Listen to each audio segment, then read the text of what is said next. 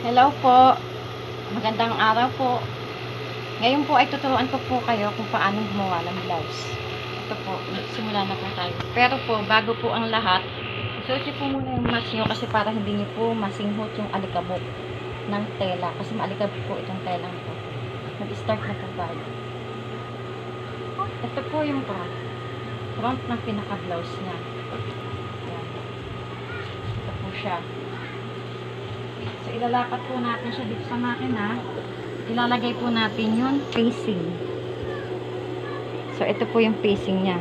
May uka. Kasi front nga po siya. Ito. May uka siya. Ito po yung right side. Ito po yung right side. Ipapagtaklob po natin to right side to right side. Ganyan.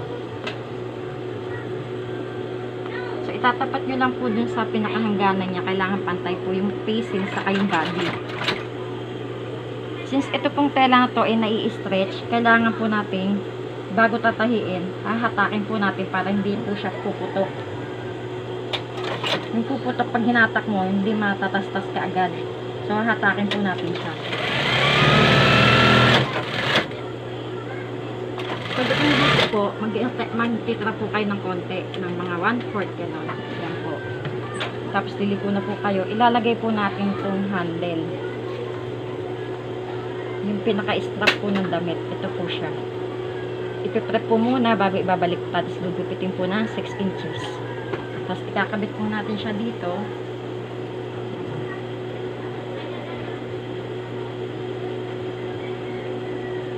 Kailangan flat po para hindi po siya naipit. Kailangan nakausli po yung nakasagad po. Ayan, para makain po. Para hindi siya mabusdot.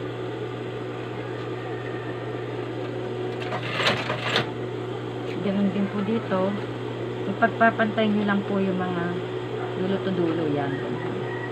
Tapos hatakin nyo po.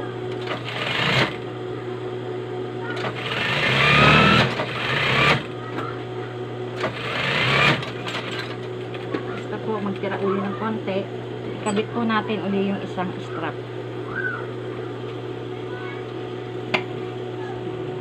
Natin siya dito. Iwan lang po kayo ng allowance para makain po yung strap. Hindi siya makatim agad. So, ilihis po natin siya baka makain. Ilihis nyo lang po papasok para hindi po siya makain pag habang tinatahin nyo po yung sa may bandang kilikili. Pagpantay uli, tapos hatak.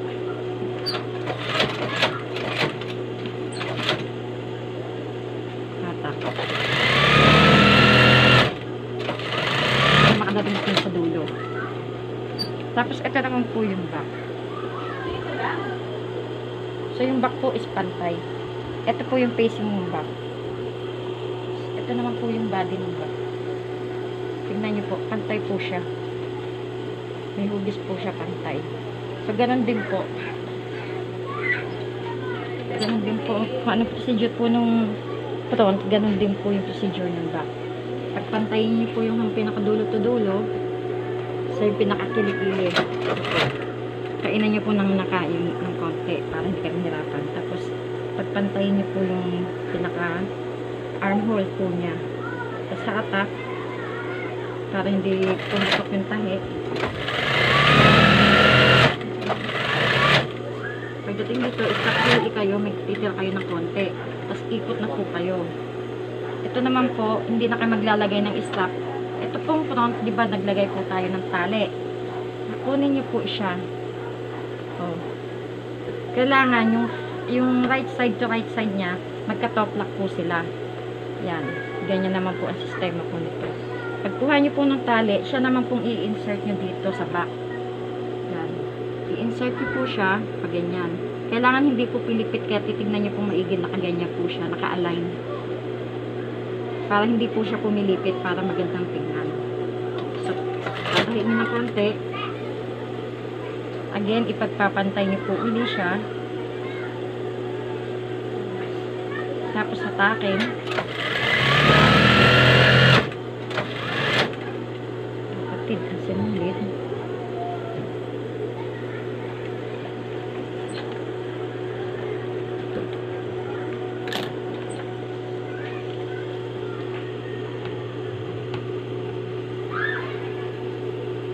Pasensya na po, hindi ko makita yung butas. Ito, nawala yung butas. Oops. Kung halimbawa masikip po yung tension nyo dahil ito is na-stretch, hulugan nyo lang po ito. Para hindi po siya masikip yung tahi niya. At dito, maglagay po ka ng allowance. Ganon din po ulit, hanapin yung isang tali. Ayan po, yan. Ayan. I-align nyo lang din po, di ba ganyan po. Hilahin nyo lang ganyan. Tapos, para naka-align po siya rito. I-ganyan nyo po. Mag-tira lang po kayo siguro ng yan. Iipit po uli natin. Mag-tira po kayo ng konti ulit para sa allowance sa tahi nyo. Hanggang dyan na po yung tahi. 1/4. Pasok nyo uli ng konti para hindi siya maipit.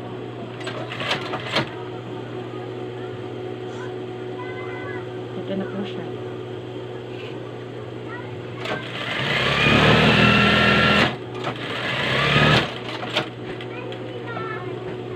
So, tapos na po siya. Ito po siya, pinalabasan. Pero i-overlock po natin siya. Doon naman po tayo sa overlock para mabuo po siya.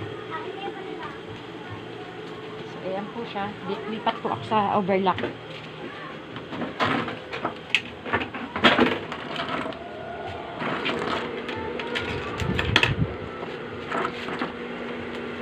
Paano naman po mag-overlock? Ganito po. 4 times po itong makina. So, ito po siya.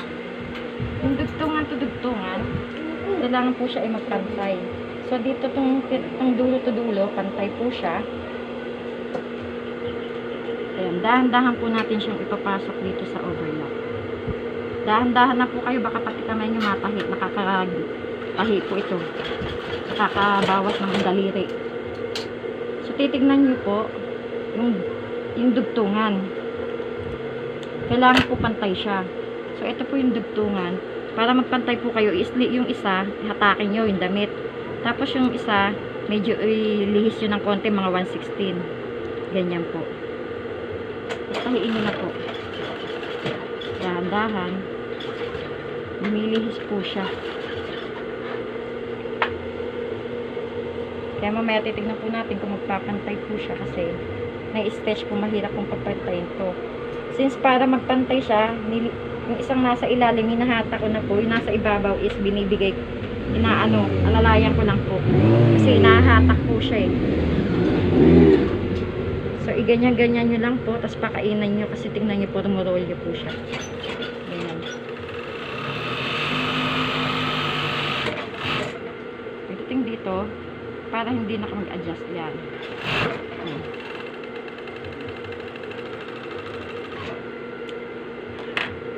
Tingnan po natin kung pantay yun nandito sa gilid. Kasi ang hirap talaga niya magpantay. Tingnan po, lumilihis ko. Kailangan po yan pantay. Lumilihis po siya. Tingnan po natin kung isa kung makukuha kung magpantay. Pero dapat pantay po siya.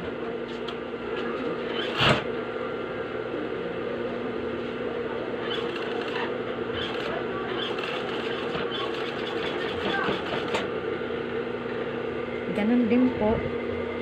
Lihis yun ng konti. Mga 1/4. Kasi nai-stretch. Pakainan nyo po para hindi sa na edging. Pagdating dito, sa kanya lang po i-ano.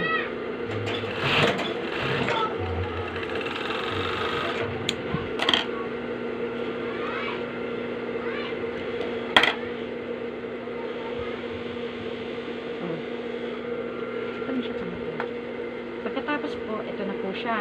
Balik na overlock na side close na po natin siya. Balik pa rin po natin siya. Pagkabaliktad po, ano na po siya, baliktad na. Balik po ulit tayo dito sa right speed naman po ulit.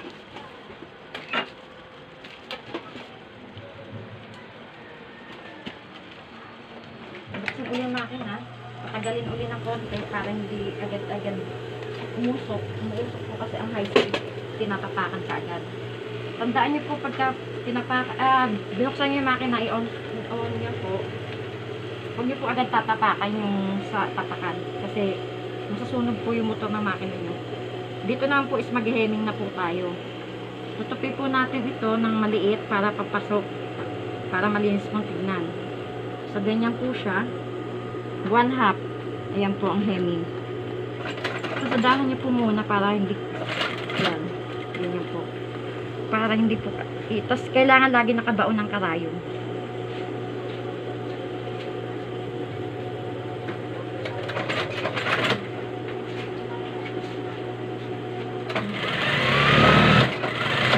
$116 lang po yung pasada.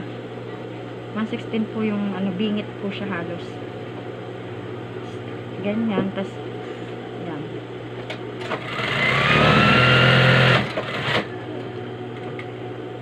Hanggang sa makatapos po kayo sa kaduluduluhan.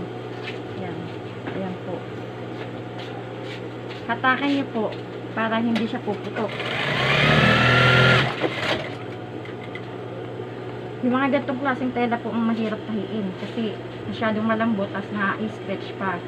Pag di nyo po ito hinatak, pag tapos po kayo, puputok po yung pag hinatak nyo po, pag ginanyan nyo po yung tahi, o, tignan nyo po, hindi siya pumuputok. Pagka, ano yan, puputok po siya, mapapatid yung tahi. Kaya kailangan bago nyo po ito tahiin, nahatakin nyo po siya.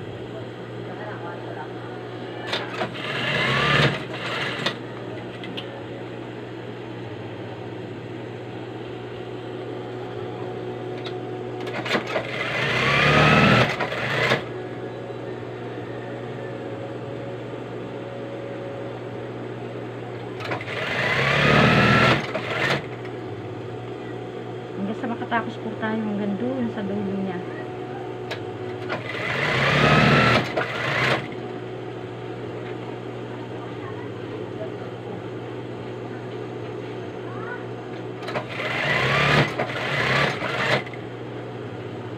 Kasi pagdating po dito, ayan.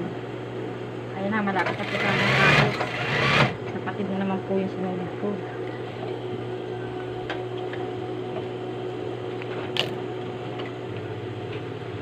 Tagal itong patid-patid. Hindi ito natin suot sa butas.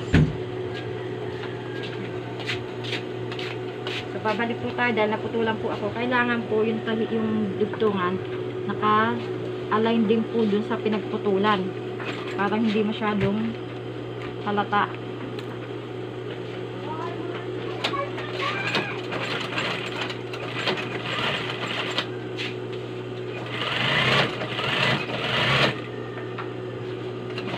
Dito pag sa ano, hanapin niyo po rin yung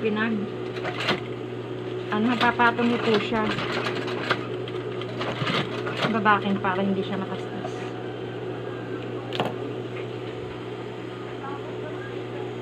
Ayan na po siya.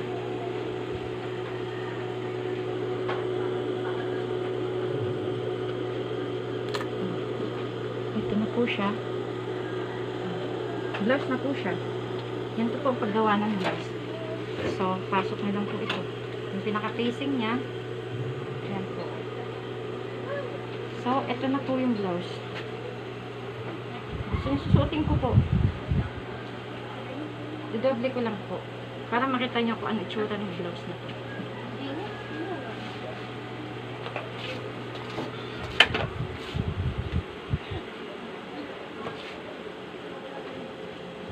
So, tingnan nyo. May blouse na po ako. Ganyan lang po siya kadali. Oh. Tingnan nyo. Ayan na po. Blouse na po ako. Ayan. Kaya kung gusto nyo po matutong magawa ng blouse o kaya pwede nyo rin po siyang ibenta, ganun lang po kasimple ang paggawa ng blouse. Ito, na-stretch po siya kahit na gano'n po kayo kalaki. Makasusuot nyo po ito. Oh, sobrang, diba? Hindi po pumuputok. Oh. Okay po. Sige po. Ito po yung paggawa ng blouse. Salamat.